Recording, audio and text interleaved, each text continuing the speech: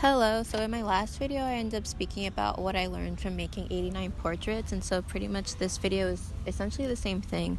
I did the same project but with figure sketches. I don't really know how many in total I got to, but it was probably around 80 as well.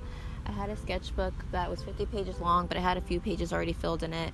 So I did front and back, kind of like in the portrait one, and I'm just going to go over to learn doing figure sketches. So the first thing that I got out of it was a mark can allude to the entire subject. So this sketchbook was a bit smaller. I think it was probably about 6 by 8. So when I made a mark on the page, it kind of alluded to being like maybe a spine or the entire leg. And I didn't really have to put that much into it in order to mimic the human form. The second thing that I kind of got out of it was learning or understanding how movement helps to build the form. So knowing how the body is in motion or its direction can actually create kind of the shape and dimension a bit better, especially if you aren't like relying on shading as much. If you're just trying to do more like linear forms, then putting emphasis on movement can really help create a more maybe realistic figure, if that's what you're trying to do. I think the third thing that I kind of learned was just how much drawing makes painting easier. So prior to doing both of these projects, I actually was studying out of a drawing book just to rekindle some of the skills that I've learned in school, and a lot of it had to do with figures and portraits. So when I was actually making the figures especially, it actually helped a lot in being able to just know how to make a mark, as opposed to kind of being hindered by where to start or like what my next move would be. The fourth thing that I kind of realized was sometimes I'm like either intimidated or tired, or I don't know, it's just that there's like this weird resistant feeling that I have sometimes when I have to push myself to blend more.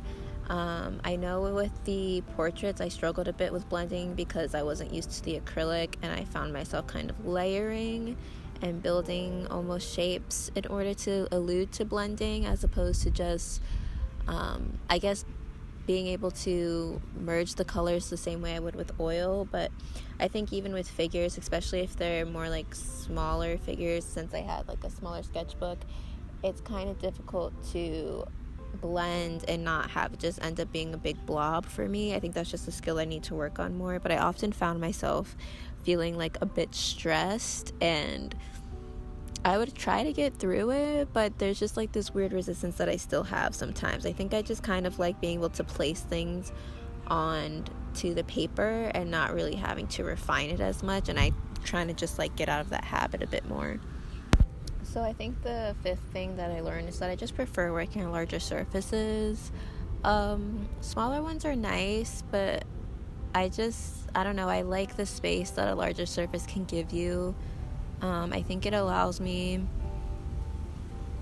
maybe a bit more room to mess up. Maybe I'm wrong about that, because I feel like you can actually see more mistakes on larger surfaces, but there's just a comfort that I have with the larger surface versus a smaller one.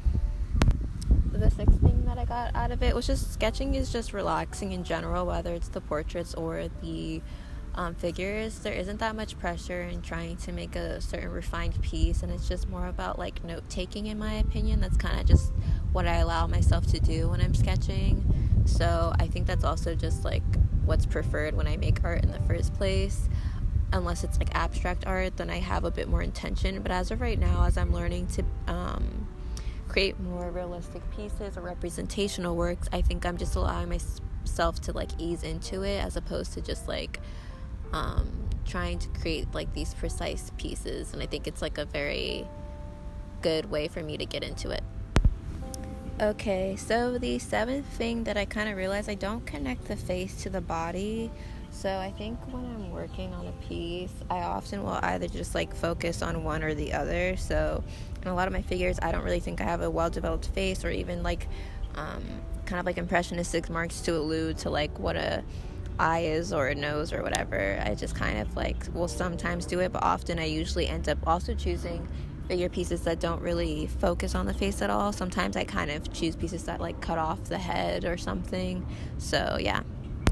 The last thing that I got out of this, which is like the eighth thing, Even though it's kind of boring at times, it's worth it. I think just putting effort into the things that you love or want to get better at, you just have to sometimes just push out a lot of work and stress yourself out a bit so you can get better results in the future.